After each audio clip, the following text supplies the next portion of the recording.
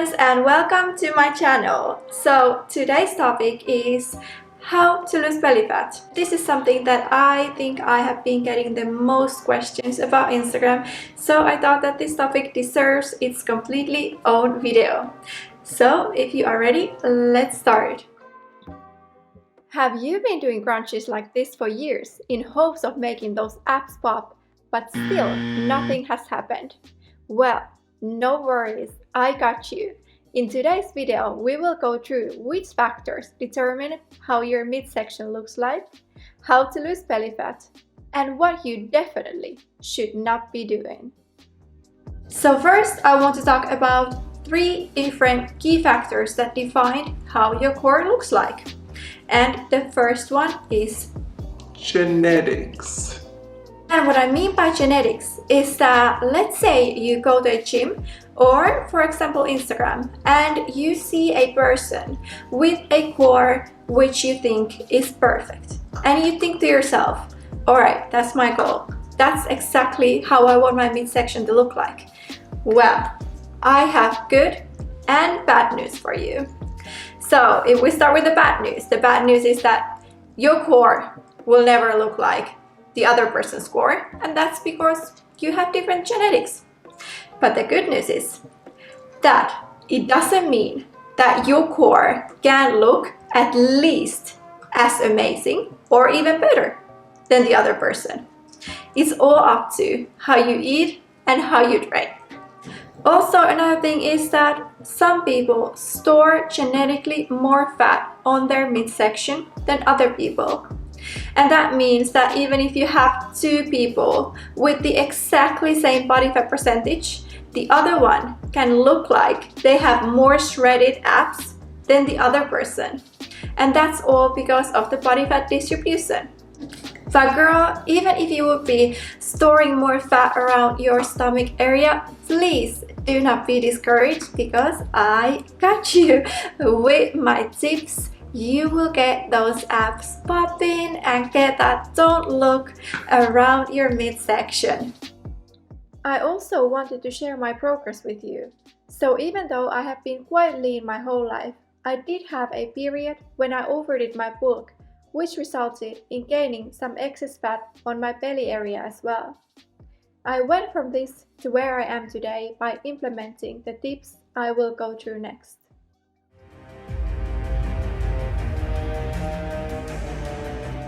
So, is fat reduction possible? Well, no matter how good the ad is that promises you that you will only lose inches around your stomach, unfortunately it is not true. Spot reduction is only possible if you get a surgery.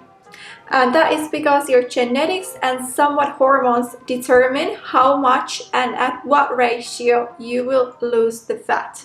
So, if you want to lose fat around your midsection, the only way to do that is to lose body fat overall. So now that we have covered this, it's time to move on to the other 2 factors that determine how our core looks like. And these are nutrition and exercise. And what I mean by this is that in order to lose body fat, you need to be on a calorie deficit. And the smartest way to create that deficit is by exercise and eating right. And now if you wonder, well, why can't I just create that deficit by eating less? Why do I need to exercise as well? Well, let me tell you. Though losing weight is absolutely possible without exercise, it means that your calorie intake in order to stay on deficit has to be quite low, which can often in the long run lead to you being tired, get irritated, and this on the other hand can lead to a relapse. When you add exercise, does it not only spike your feel-good hormones, it actually gives you more energy, helps with your cravings, and also helps to control your appetite. And also, another very good reason to add some exercise and especially some weight training to your routine is that by weight training, you get that toned look when you build some muscle. And of course, the more muscle you have, the higher body fat percentage you can actually have and still look leaner. Generally, a good calorie deficit per day is from 300 to 400 calories. So for example, my maintenance is 2000 calories per day. So when I'm cutting, I eat around 1700 calories. I try to eat a lot of vegetables, good carbs like rice, quinoa, potato, and high protein to preserve muscle mass. As a general rule, it's good to eat around 2.2 grams of protein per kilogram of body weight. If you're not sure how much you should be eating, I recommend keeping a track of the calories to get an idea of the meal sizes and how much you should eat. If you need ideas for meals, you can find 2 full day of eating reels on my Instagram, which I will link in the description box, and then also one here on YouTube.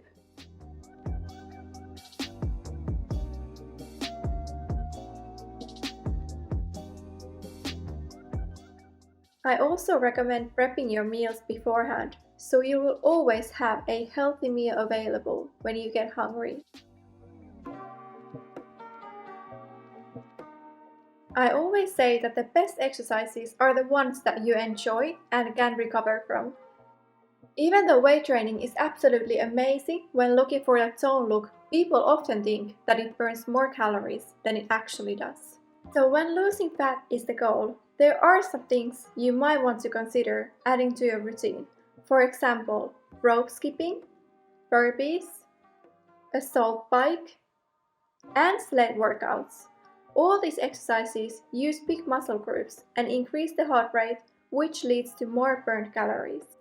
However, when it comes to fat loss, patience is the key, so make sure you have the capacity to recover from your workouts. Usually only 1 or 2 HIIT workouts per week are tolerated.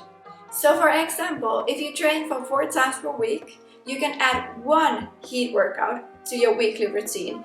This is the best bang for your buck. And then finally, something a lot of people don't think about, but I believe is the most important thing, and that is your daily walks. So go for a walk, not for a run. Walk.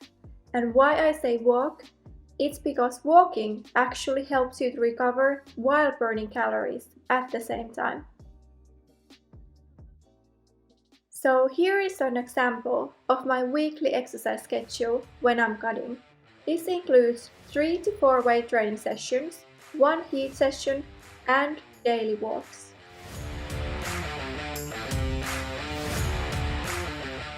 When wanting to lose weight, people often have an all or nothing attitude. So that means that you minimize the calories as low as possible.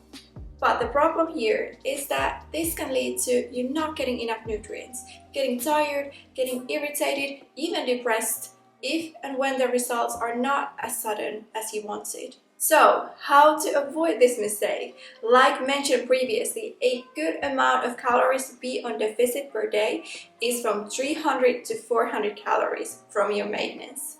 Another mistake that I see quite a lot is not having patience. And guys, you need to stay patient.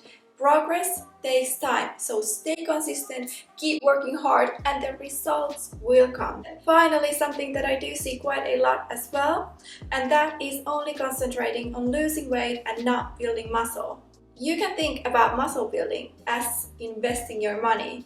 It is a long process, but the more and longer you do it, it will accumulate interest. Alright guys, that was all for today. I really hope that you found these tips helpful. And if you have any questions or comments, please drop them below. And also, if you like this video, I would appreciate a thumbs up so much. And don't forget to subscribe. See you soon.